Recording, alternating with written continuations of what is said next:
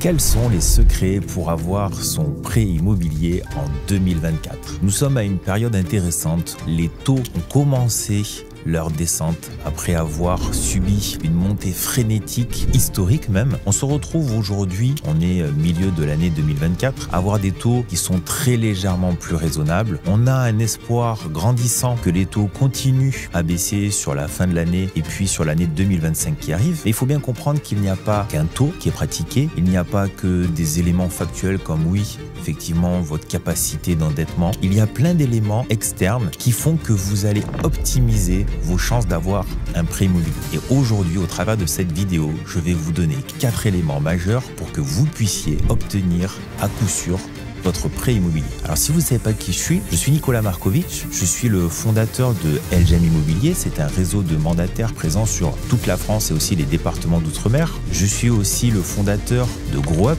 c'est une société qui est destinée à délivrer de la formation professionnelle pour les conseillers immobiliers. Je suis aussi investisseur de mon côté, parce que ça fait 20 ans que je suis professionnel de l'immobilier et j'ai vu passer beaucoup d'opportunités. Et certaines de ces opportunités, j'ai pu les acquérir. Et donc dans tout ça, il y a un fil conducteur. Ce fil conducteur, c'est tout simplement la demande de financement. Parce que je vous invite absolument, dans ce merveilleux pays qui est la France, d'utiliser le levier bancaire. On est un des pays où l'accès au crédit est le plus facile et où vous allez pouvoir en fait, en fonction d'organisation, optimiser un maximum l'enveloppe que vous allez pouvoir détenir pour acquérir un bien immobilier, que ce soit une résidence principale, une résidence secondaire, un investissement locatif.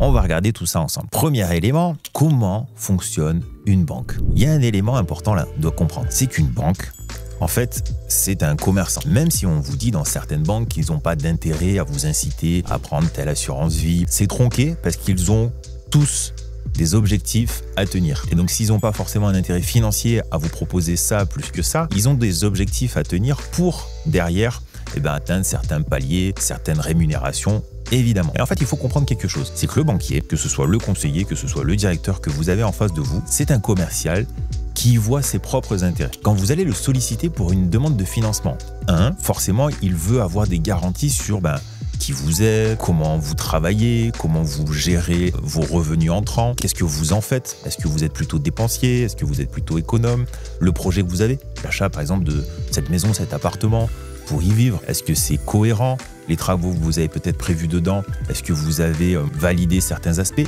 Ils veulent voir en fait tout simplement si ils peuvent vous faire confiance. Il faut comprendre en fait, vous, dans votre posture, que votre rôle, c'est de vous présenter de la meilleure des façons pour pouvoir faciliter l'échange, pour faire en sorte que la personne en face de vous fasse confiance le plus rapidement possible et au niveau le plus élevé possible. Et on va voir ensemble comment faire tout simplement. Et le dernier élément, c'est lui montrer que vous êtes prêt aussi à faire des concessions et à aller dans son sens pour que cette personne en face de vous puisse gagner de l'argent. Quand on fait une demande de financement, on va voir minimum 3 banques différentes. Et vous allez voir votre banque historique et vous allez aller voir peut-être d'autres banques. Et ces banques-là, elles n'ont pas d'intérêt à faire ce qu'on appelle un prêt sec, c'est-à-dire vous faire un financement pour l'achat de votre maison et puis c'est tout. Il y a en fait un flux qu'il faut faire jouer et faire comprendre à votre futur banquier peut-être que si ensemble, on convient d'un accord pour financer ce bien immobilier, par exemple, vous allez rapatrier tout ou partie de vos revenus. Parce que c'est là-dessus que lui va faire son beurre. On est dans une relation gagnant-gagnant. On n'est pas juste là pour solliciter quelqu'un uniquement pour un financement et qu'on ne va pas voir que sa banque, c'est certain. Il y a quelque chose aussi d'important, c'est de comprendre que chaque banque, il y en a plein de différentes, on ne va pas les citer ici, a une politique liées au type de clients préférés qu'ils ont. Vous avez des banques qui vont préférer par exemple les fonctionnaires avec des revenus qui sont quasiment sécurisés. Il y a certaines banques qui vont préférer plutôt des profils entrepreneuriaux qui vont être dans une dynamique de vouloir créer une entreprise, solopreneur, entrepreneur, etc. Ce seront totalement des banques différentes parce que la première qui préfère le fonctionnaire peut dire littéralement non à votre projet immobilier si vous êtes un entrepreneur parce que vous rentrez pas dans les cases. À l'inverse, ça peut fonctionner dans l'autre sens. Je me rappelle encore d'un investissement. C'était un appartement que j'ai acheté sur Montpellier, une colocation avec un rendement bien au-delà en général de ce que les gens pratiquent. Et je savais que ma banque ne me suivrait pas parce que j'avais trop d'encours chez eux. Et donc quand on a trop d'encours, c'est-à-dire trop de prêts, plusieurs biens immobiliers, etc.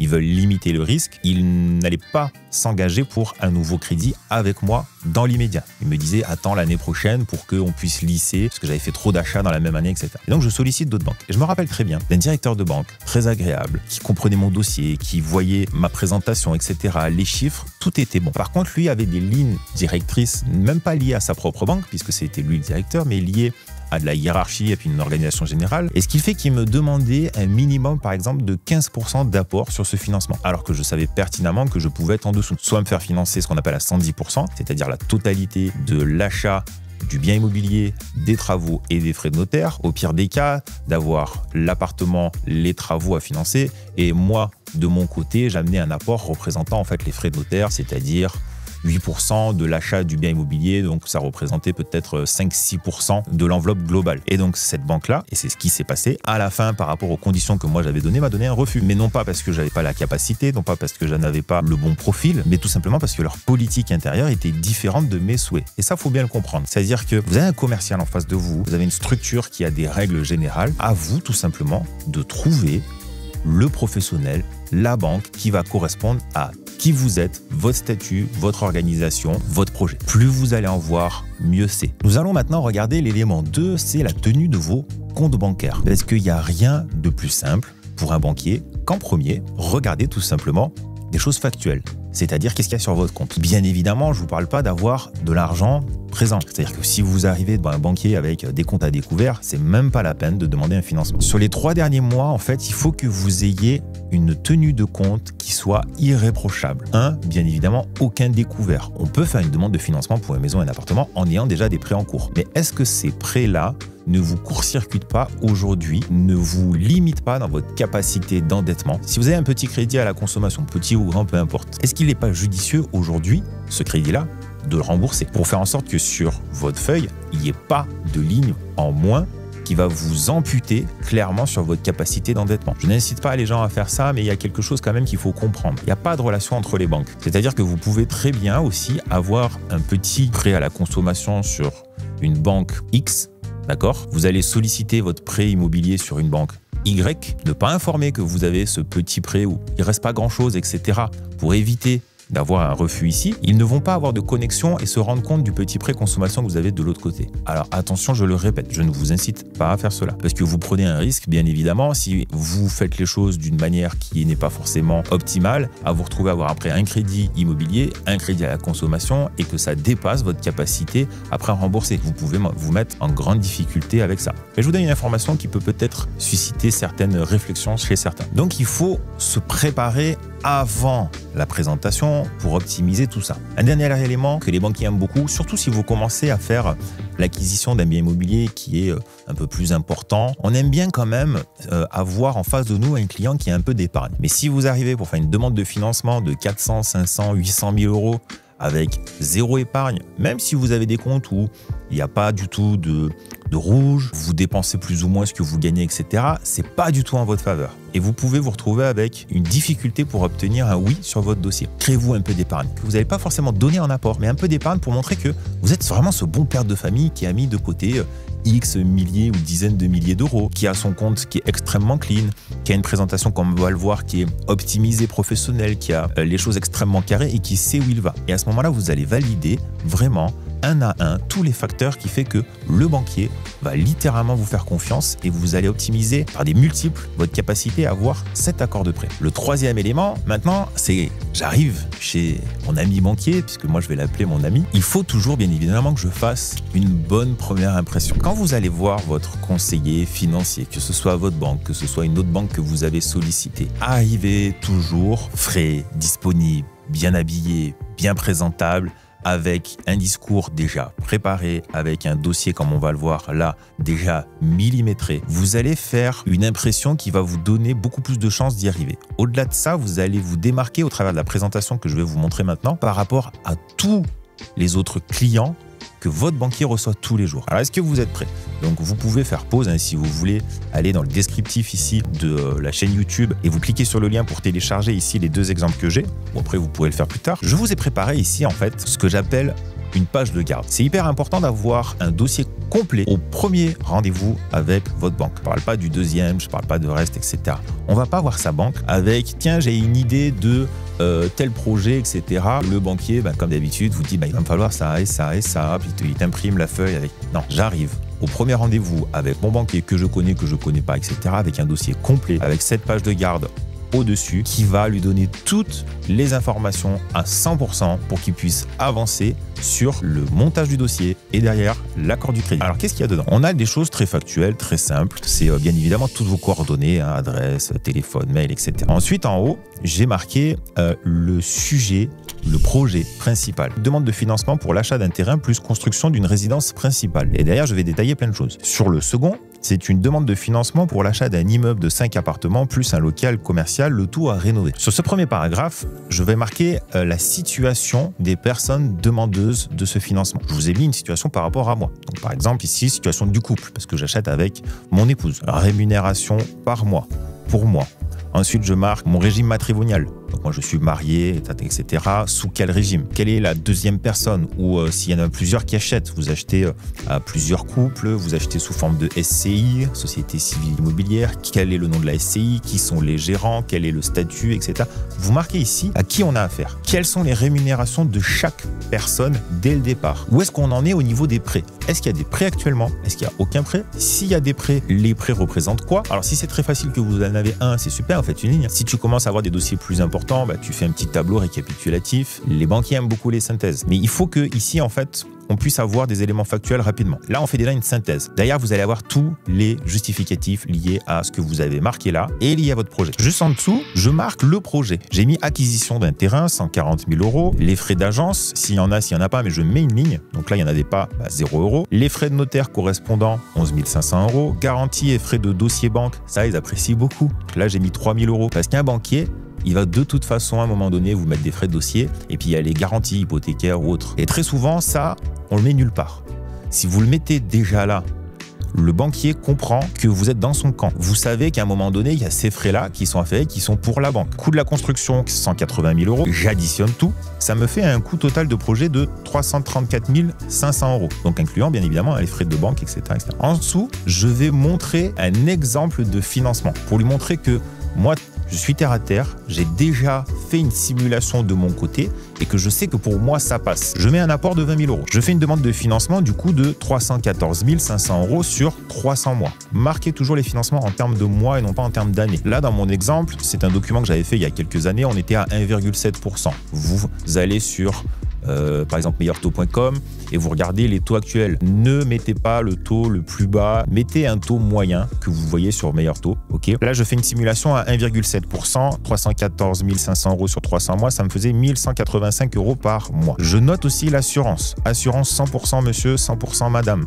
D'accord? Assurance, décès, invalidité, etc. Je mets un montant global. C'est pareil, vous pouvez très facilement trouver des idées de simulation d'assurance avec les montants que ça peut représenter sur Internet. C'est juste pour donner une idée pour vous et pour montrer à votre banquier que vous savez de quoi vous parlez. Là, j'ai marqué 80 €. D'accord? Mensualité de crédit avec assurance, ça me fera donc 1265 €, soit l'équivalent du loyer actuel. Je l'ai marqué en bas, en bleu, je l'ai surligné pour lui faire comprendre quelque chose, lui faire passer un message. Et le dernier élément, c'est que je lui demande un différé total de 24 mois. Et ça, c'est le dernier bonus que nous allons voir en fin de cette vidéo. Essayez de faire en sorte en général que ça rentre sur une seule page pour que ça soit tout en haut du dossier, pour qu'il ait tout factuellement à portée des yeux quand il va prendre votre dossier, quand il va revenir dessus dans 24, 48 heures, dans une semaine, dans un mois, en fonction de l'avancement du dossier. Et à l'arrière, je vais lui noter les titres des pièces jointes. Et les pièces jointes, je vais donc toutes les imprimer.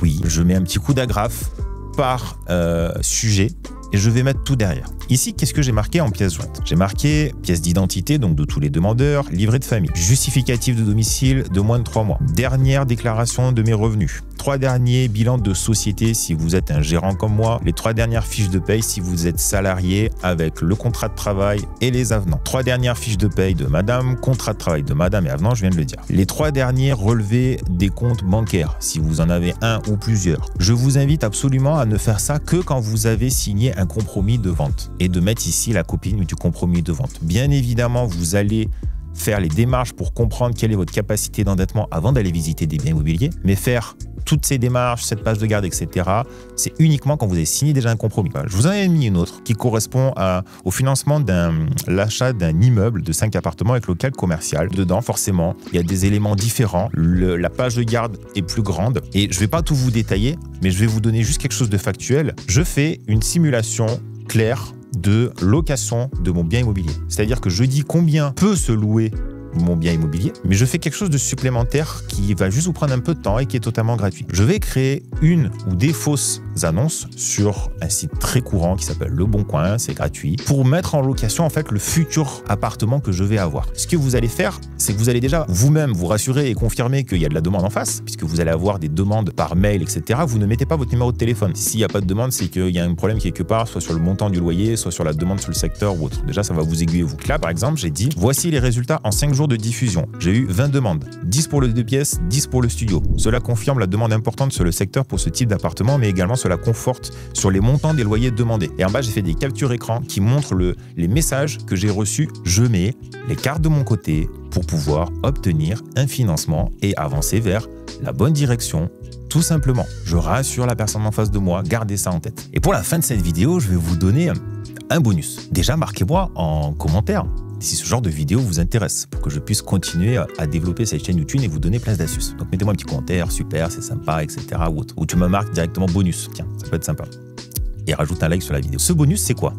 C'est ce qu'on appelle en fait le différé bancaire. Vous allez négocier avec votre conseiller financier en face de vous un différé de la première mensualité du crédit. Avant même de vous expliquer qu'est-ce que ça veut dire, je vais vous expliquer comment je vois les choses de mon côté déjà sur une demande de financement. Je ne me focalise absolument pas sur le taux que le banquier va me donner. Ça n'est pas là où je peux gagner le plus d'argent. Focalisez-vous sur ce que je vais vous donner maintenant comme terme de bonus. Le report de ma première mensualité de crédit. Il existe un report total de ma première mensualité. Qu'est-ce que c'est? En fait, je vais acquérir le bien, je vais passer chez le notaire, je vais être propriétaire, la banque va débloquer les fonds et tout, donc je suis dans le bien immobilier. Et je vais négocier avec mon banquier le fait de ne pas commencer tout de suite à rembourser mon crédit. Un différé total, c'est le fait de ne payer en fait pendant une durée que l'assurance emprunteur. Je ne rembourse ni le capital, ni les intérêts d'emprunt. Et là, je vous vois, il y en a qui vont me dire, mais ça va pas, il faut pas faire ça, parce qu'il faut vite rembourser son prêt, etc.